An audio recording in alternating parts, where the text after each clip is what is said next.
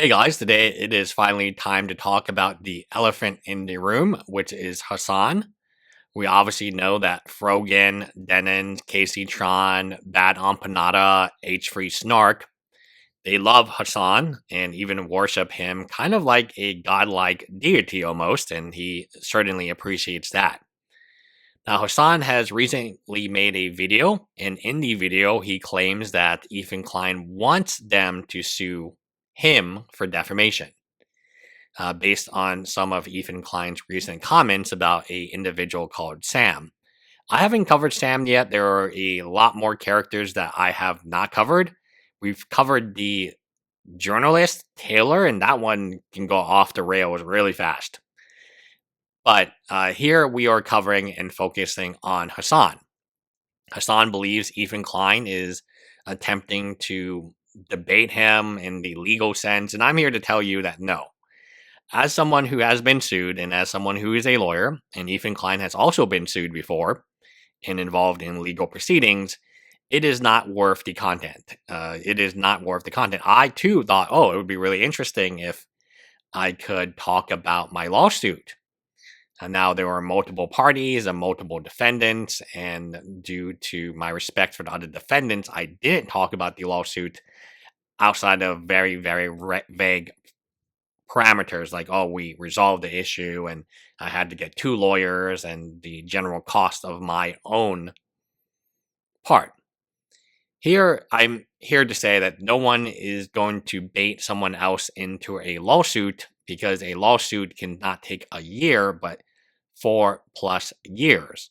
And my lawsuit didn't even go to trial. Now, there was a COVID period, a wait period, if you will, a delay period for my particular case. So maybe without that delay, you're looking at 2 to 3 years.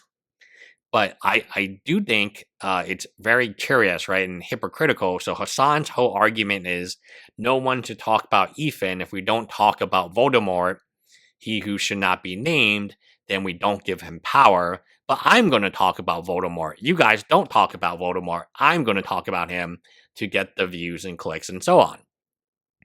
Hasan talked to Sam about Ethan being defamatory to bait them into suing him so he can make content out of it. Now, this is coming from the H3 leftover subreddit. I do look at both subreddits. There is obviously a big difference between the H3 production subreddit and the H3 leftover subreddit, where our good friend 9mod still makes daily posts. He's still in there. Who knows if he's a moderator of this subreddit and he has like 9 more accounts.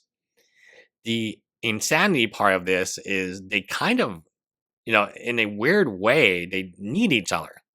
So Hasan is always talking about Ethan, even if he won't mention him by name, he who may not be named, right? It's like a Harry Potter book for little kids, right? And now he's talking about the bait. Oh, don't fall for the bait, Sam. He's trying to bait you into you suing him, and then he can become relevant again. And you can read some of the comments. I have some of them at the very end, which gives you a general taste of what's happening here. I'm going to make some pretty interesting, and I would say because I'm not super involved in this controversy, I have a more judge-like view of it. Now, I think the copyright stuff, as a copyright attorney, I can't turn a blind eye to it. What Denon, Frogan, and Caseytron did is copyright infringement, specifically if you register the copyright. If I denied that, I would be a very bad copyright attorney. In fact, there would be no such thing as a copyright attorney. A copyright attorney gets paid to register copyrights because by definition, everything when you publish has a copyright, but when you register it, then you can sue. So if you're a copyright attorney and all you do is copyrights, then if you register a copyright and you couldn't sue on it, everyone would not have a job. There would literally be no copyright attorneys who have any jobs because to register means you're going to sue. And why would somebody register if they couldn't sue? So it's kind of a paradox, right? Could a single copyright attorney defend these individuals if all they did was copyright? The answer is no. Now, an IP attorney who may do other IPs, trademarks, and so on God forbid they're a patent attorney. Again, patent attorneys are the top of the pyramid. We're kind of like the hawk, and then all the other IP attorneys are like snakes. We're the tertiary predator, if you will, and then the trademark attorneys are the secondary predators, and then the copyright attorneys would be like the mouse. That's how I view it. And I think, in terms of why they're arguing and why they're battling, and there's different sides, and I would think I'm pretty neutral to this because I didn't know who Hasan really was. We didn't cover Hasan really that much, or if at all. And same with Ethan until recently. It is in biology. I majored in biology at NYU. It is like a feedback, like a positive feedback mechanic. One of them talks about the other, then the other can talk about that other one talking, and then the other one. It's like a infinite loop of just a positive feedback mechanic where you see your views go up, so then you talk about it, then they see their views go up, so then they talk about it, then they see, it's just kind of this mechanic that really doesn't have any end to it. As for who's right and who's wrong, there are things that I appreciate from Ethan, like he has a family. I think that's important as someone who has a family myself, a young family myself. That's really important. Hasan's side largely is unmarried, single individuals who do not want to have. It's like that Twitter handle, Male Slayer. She is, again, according to her own words, sleeping with older men for money. I'm positive she is not trying to have kids with older men, but okay, it is what it is, right? That's kind of like the demographic. And it skews younger and more, like I said before, I think Ethan Klein viewers are more likely to have jobs.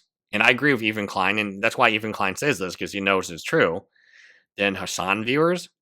Like, we covered Pat and PA. After making that statement, we're going to cover him, I guess, later today. There's no way you can be hired by any Fortune 500 company. There's no way even a small company like me can hire you. Part of the demographic is Jewish, and when you make a statement that is that strong, there are going to be many business owners who don't want to work with you anymore or don't want to hire you. Mike from PA. I'm going to repeat the statement, but it was like demonic, right? It's a demonic statement that we're going to cover later today, which I felt was way overboard. So I kind of understand Hasan, and Hasan is the ultimate capitalist, right? By saying he's not a capitalist. He is the ultimate, he'll sell you a t-shirt, they'll sell you, Bad Empanada is using the lawsuit to his advantage to sell t-shirts and mugs and whatever, stickers, like hats, right? Even swimwear. Bad Empanada is selling swimwear now to go after Ethan, right? I get it. I think I understand the ecosystem much better. I actually had a longer talk with my employee today about the Sydney Sweet. I don't really know her that well, but it was like American Eagle. It was about jeans and so on. There is an audience for everybody. How large that audience is, how reverent and fervent that audience is, it depends on what you're talking about.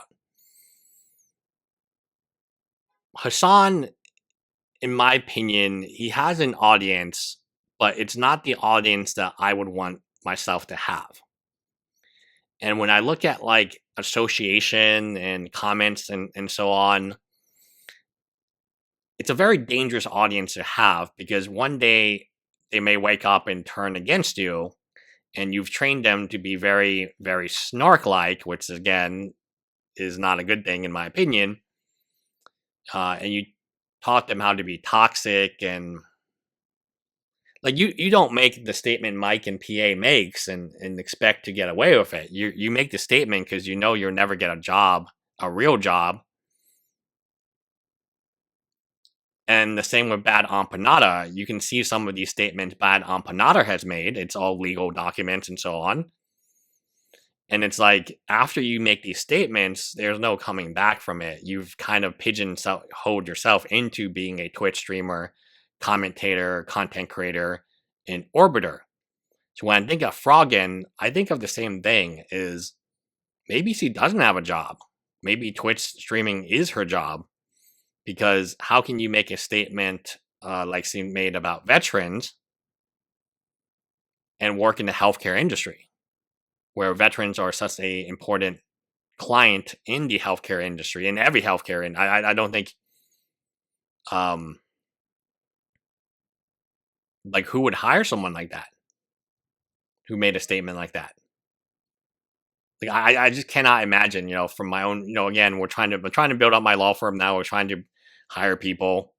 I'll be frank. If somebody said what Mike and if I went on their Twitter and I saw a video clip of what Mike and PA said, I would absolutely, there would be no interview. Or even if I hired the person, I would have to let them go and say, hey, your ethics or your opinions don't match with what our company wants to do at this time. The same with Froggen, because there is a large amount of veterans, and there are many people who have family members who are veterans, and there are many people who may just respect veterans for their service to the country. You are really isolating. I can understand why Froggen has less than 100 viewers on just chatting. And if this is her livelihood, she's really screwed. Ethan, he's got a family. I like the fact that he'll fight for his family. I fight for my family too online. I just don't think what Ethan's saying is like super crazy when you compare it to the snarkers. Right? I think the snarkers are just so outrageous, and they have to one up each other for more donations. If you don't one up, like it reminds me of a scenario where it's a shrinking pie, and everyone is just trying to get as big of a piece as possible, not realizing that the pie will eventually be gone. Anyway, I don't know. This is just me contemplating stupid stuff late at night. Anyway, let me know what you guys think in the comments below. Bye, guys. Oh, give the video a like for the algo.